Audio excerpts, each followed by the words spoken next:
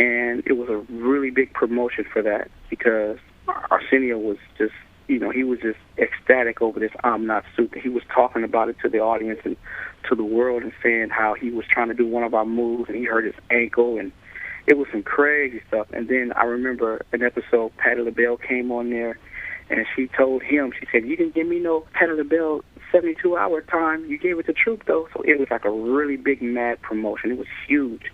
And then I believe the night before the concert, Arsenio posted the whole Attitude album on television. It covered the whole TV screen. It was just like Troop, Attitude. It was really huge. And so we just said to ourselves, we can't play around. We have to give a type of performance that's going to be like Michael Jackson's Motown 25. That performance was really opened the door for us for a lot of bigger and better things. And it was funny because when we performed, like I said, Hammer closed his rehearsal off, and everybody went home. He told all of his dancers, "Y'all watch Troop. They're going to be on Arsenio Hall tonight." So that went down, and it was crazy. The phone calls were just like crazy the next day. Everybody was calling, and everybody was trying to get us work. It was ridiculous. We did that lean and all of that stuff, and then we fell to the floor when we finished Mamacita. It was crazy. It was crazy. That was our very first performance on the Arsenio Hall show. So we had to make a statement and to let the R&B entertaining world of musicians and performers that we ain't no joke. We ain't taking no prisoners. We love to sing, we love to dance. This is what we do, and we're gonna give it to you. And that's our job. That's what we do. You're listening to a special edition of The Time Machine on WUAG 103.1 FM. I'm interviewing Jon Jon Harold from the R&B group Troop. Now, I want to get your take on two groups, one from the pop world, one from the R&B world, during the late 80s and early 90s. From the pop side, New Kids on the Block, and from the R&B side, High Five. Wow. I remember in New York meeting three of the guys from New Kids on the Block. They was real happy to meet us. They were some nice guys. I remember when the album Step by Step came out, within 45 minutes, the album was 3 million copies sold. That's unbelievable. That's my really big take on New Kids on the Block. On a High Five, some other good cats, really good cats. Sad situation about Tony. That hurts. Those were guys who I remember being with Reggie one day, and we were playing High Five, and we were thinking the same thing, like, can't wait to meet these guys. Want to see what these guys are about. Want to go ahead and do some shows with them. Want to tour with them. And that actually happened. That came to pass. We were able to do a lot of shows together, us and High Five. And they were really cool. And I just remember how they would be. They were kind of like us in the beginning. Like, after the show would be over, they would be in the hotel lobby waiting on the girls to come and stuff like that. Same stuff that what we used to do. So we saw that. We was like, wow, they doing the same thing we used to do. It was cool. There was some cool cast, man. And I did an interview with Danny Wood from New Kids, and I mentioned to him about Troop, and he pretty much gave you guys your respect and props and said that he was a big fan of all of that R&B stuff, but it's just that the fact that New Kids really went so pop that they really had a lot of R&B in them. Yeah, they did. Jordan Knight, he had a soulful soprano falsetto. It was soulful. He sounded like he was one of the guys from the Stylistics. Jordan was no joke. And then you had Joey on the song with the "Please Don't Go Girl." Off of Hank and Tough. He had a Michael song. He had a Michael sound. A young Michael sound. His voice was real strong. They had a lot of, I would say, a lot of R&B insight to themselves about the way they came. There wasn't a group that came out and they were just straight pop. I would say the Backstreet Boys, they were pretty much straight pop. There was AJ who tried to be a lot like Bobby Brown, but I would say they were more pop, way more than New Kids on the Block. New Kids on the Block, their music came, the way that they sound, their harmonies and their singing was soulful. It wasn't popish.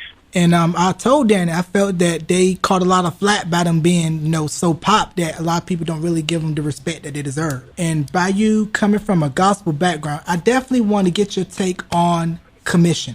Commission, wow. Love Commission. Commission, great group. Love Fred Hammond, love Marvin Sapp. Those cats right there, really gifted. I would have to go back to my all-time favorite gospel group, and that's the Winans, man. I hear you about Commission, they great, but my favorite gospel group was the Winans. I mean, the Winans had a type of flavor where pretty much everybody, even in the R&B world, liked the Winans. See, when you can come out as a gospel artist and you could make pretty much everybody like you really doing something. And that was pretty much, that's what the Winans did.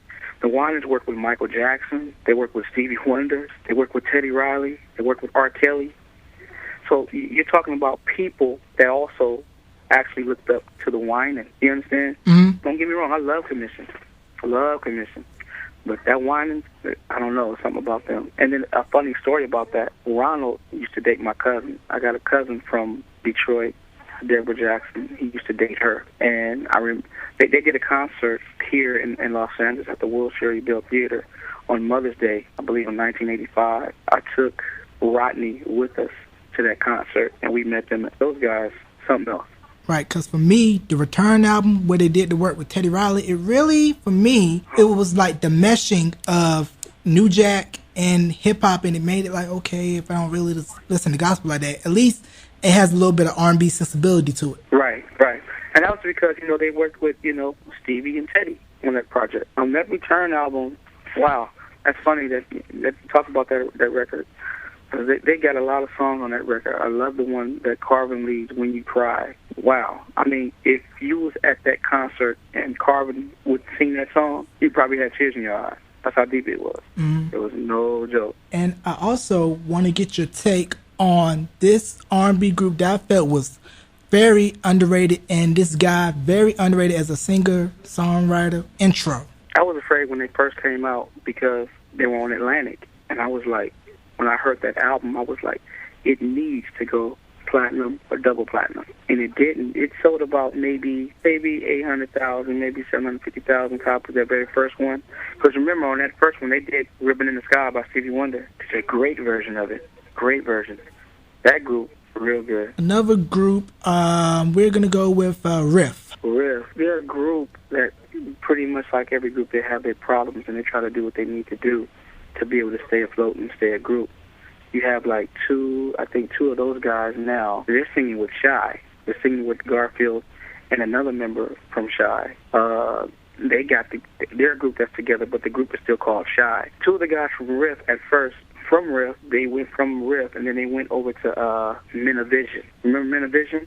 Yeah, Do That's Things. The group that was signed to 550. It was on Michael Jackson's label. They had two of the guys from Riff went over to their group. It was okay for a while. As a matter of fact, me and Reggie, we went to a show to see them perform, and we were like, wow. And they could sing. Them boys could sing. They really could sing. But I guess, pretty much it didn't work out. For the two of them, they went over to Shy now. Mm-hmm. And so now they're singing with Shy. We just did a show with them in Phoenix, Arizona, like last year. I don't know if you're familiar with this group or not. This group called Barrio Boys. I'm familiar with the name, but I can't say that I'm familiar with the music. Yeah, 5 Latino guys. They did R&B. They were put together by Joe Jacket from New Kids on the Block Camp. Okay. And I kind of felt that they were slept on in the 90s. And what was it, in your opinion, about the New Jack Swing and hip-hop soul era where you had a lot of artists come in and they eventually fall through due to label politics? That's really, a sad case. I used to like that group, Basic Black. I thought they were good, but in some kind of way they kind of fell through the cracks. We did a couple of shows with them, too. But some kind of way they fell through the cracks, but they were a good group, but they were, at the same time, they were with Gene Griffin. Gene Griffin had that bad situation with Teddy, so Teddy, broke apart from Gene. And then the next group that he had after that was Basic Black. They were good, and they had the New Jack style sound, and they had great vocals. One of the guys, I believe he even had pipes like Aaron Hall. They were good. So, I don't know what happens when stuff like that happens. They go for a minute, and then all of a sudden, it's like the label held the record in their hand, and they just let it go.